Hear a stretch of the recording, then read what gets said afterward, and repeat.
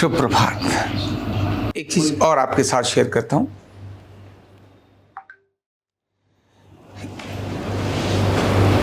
आगे बढ़ने के लिए परंपरागत चीजें हो सकती हैं, वैल्यू मिल सकती है उसको। जैसे कहते हैं ना, स्कूल में एडमिशन मिलता है ना, अगर आपको किसी बहुत परमानेंट स्कूल में एडमिशन मिलता है लेकिन आपके घर से 25 किलोमीटर दूर है, तो ध्यान रखना, स्कूल्स में एडमिशन के लिए केजी, प्री केजी में बच्चों के लिए नंबर होते हैं। आपको कितनी मेरिट्स मिली, कितने मार्क्स मिले, ये उस पर डिपेंड करता है।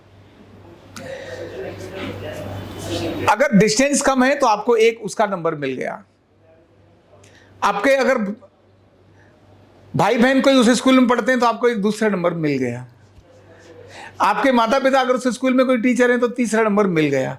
यानी 2-2 नंबर, यानी 10 में से हर एक को 2-2 नंबर मिलते हैं, तो 6 नंबर तो आपके वैसे ही आ गए, तो आपका एडमिशन हो जाएगा। तो कुछ तो ये है कि भाई जिस परंपरा में पैदा हुआ, जिस घर में पैदा हुआ, और अगर योग्यता रखता है, थोड़ा 19 भी है तो मौका मिल जाएगा। 18 तो नहीं मिलेगा। भारत में योग्यता को हमेशा महत्व दिया जाता है। ऑर्गेनाइजेशंस में भी योग्यता को और अधिक महत्व दिया जाता है।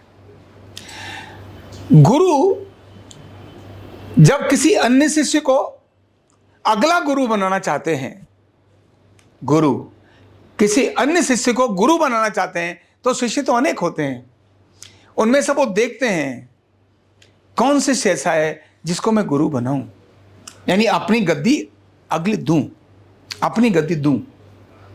वो देखते समय कौन ऐसा है जो दिखाता दिखे, करता नहीं है, कौन ऐसा है जो करता है लेकिन बात नहीं मानता, अड़ता है, लड़ता है, मेहनत बहुत करता है लेकिन जब देखो तो अड़ा रहता है।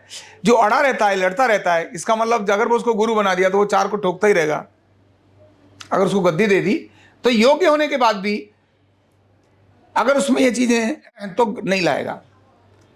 जो बहुत सेवा करता है, जो बहुत मेहनत करता है, जो बहुत सहता है, लेकिन अपने उद्देश्य से, लक्ष्य से, कार्य से डिगता नहीं है, जो बहुत जल्दी रिएक्टिव मोड में नहीं आता, एक्टिव रहता है, रिएक्टिव नहीं रहता, एक्टिव रहता है, जो काम से कभी चोरी नहीं करता, काम चोर नहीं है,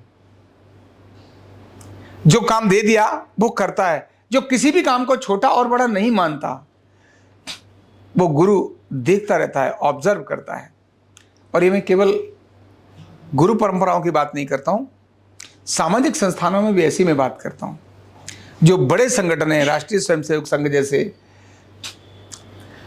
निरंकारी संत समागम, तो चलो उनमें एक परंपरा उनके परिवार की है, लेकिन वहां भी ऐसा नहीं है।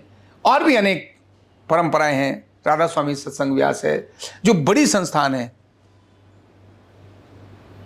अक्षरधाम के जो स्वामी लोग हैं, ये जो बड़े संस्थान हैं, वो अपने शिष्यों को देखते हैं। शंकराचार्य के अंदर भी यही, शंकराचार्य तो बहुत बड़ी परंपरा है, वहां तो चलो वो विवाह नहीं करते, इसीलिए अपनी संतान का विषय नहीं होगा, लेकिन तो भी जहां सब विवाह करते हैं उनमें भी तो अलग बात।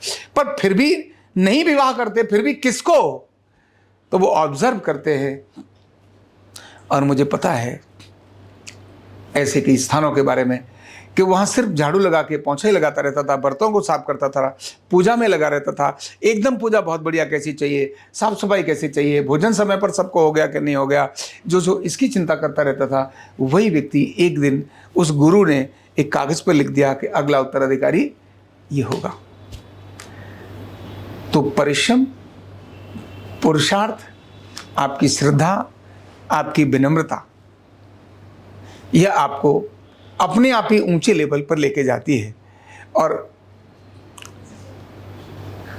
आप जो सीख रहे हैं वो विद्या सीख रहे हैं। क्या सीख रहे हैं?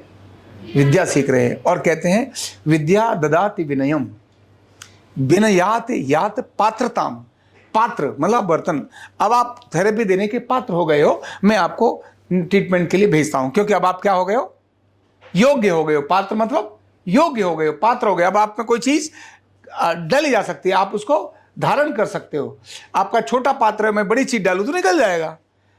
कोई बड़ा टास्क दिया, छोटा आपका वो है, आपकी कैपेसिटी है, नहीं तो क्या होगा? निकल जाएगा।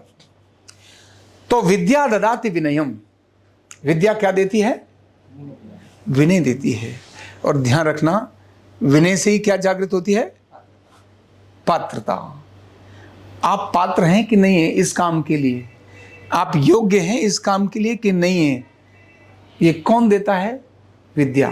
तो अगर आप विद्या ग्रहण कर रहे हैं तो आप में वो पात्रता आनी बहुत आवश्यक है। अगर वो पात्रता जागृत हो रही है, इसका मतलब विद्या आपके अंदर आ रही है। तो विद्या ददाति विनयम विनयात यात पात्रताम। विनय से ही पात्रता जागृत होती है। और कहते पात्रत्वम धनमाप्नोति, पात्रता से ही आपको धन है। एक व्यक्ति के अंदर इतनी ही पात्रता है को केवल कंप्यूटर की 4 चीजों को टाइप कर सकता है, इतनी पात्रता है। एक व्यक्ति के अंदर पात्रता है कि कंप्यूटर से नई नई चीजें बना सकता है। एक व्यक्ति का काम केवल थेरेपी दे सकता है, दूसरे का काम थेरेपी को मैनेज करने की पात्रता आ गई, मैनेज कर सकता है।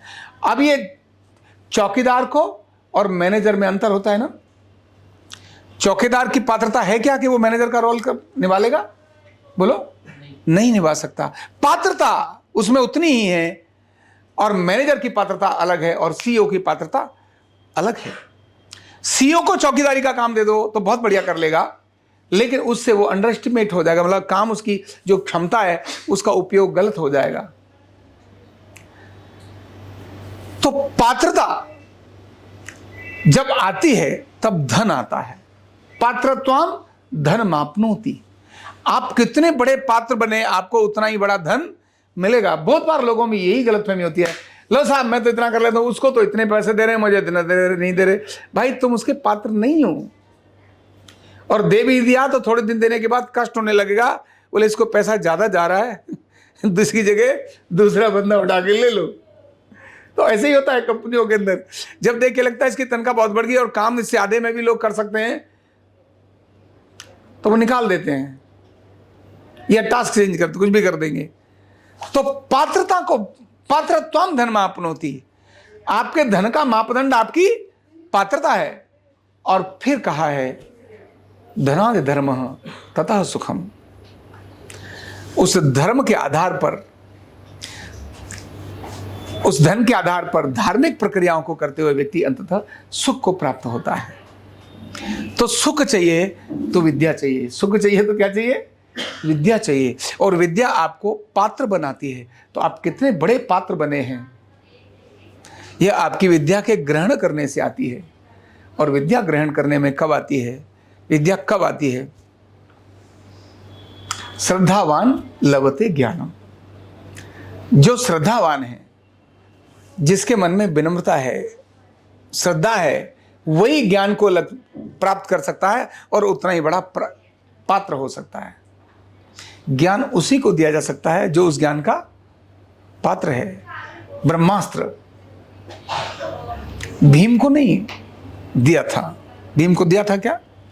नहीं था। युधिष्ठिर को भी नहीं दिया था ब्रह्मास्त्र, क्योंकि वो उसके पात्र नहीं थे। जो बड़ी बड़ी शक्तियां अगर किसी को दी गई थी तो वो अर्जुन को दी थी, क्योंकि अर्जुन उसके पात्र थे। कब छोड़ना कब नहीं छोड़ना, जिसके पास ये ताकत है, जब वक्त आए वो छोड़े ही नहीं। युधिष्ठिर जी महाराज छोड़े ही नहीं, बोले नहीं किसी को नहीं मारना, वो तो धर्म के ही वो है, तो इसे नहीं। तो पात्र को, व्यक्ति को, पात्र को ही वो चीजें दी जाती हैं। तो इसीलिए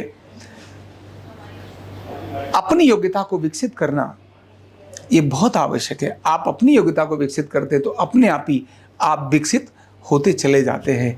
केवल अपनी योग्यता पर ध्यान करने की आवश्यकता है। Thank you so much.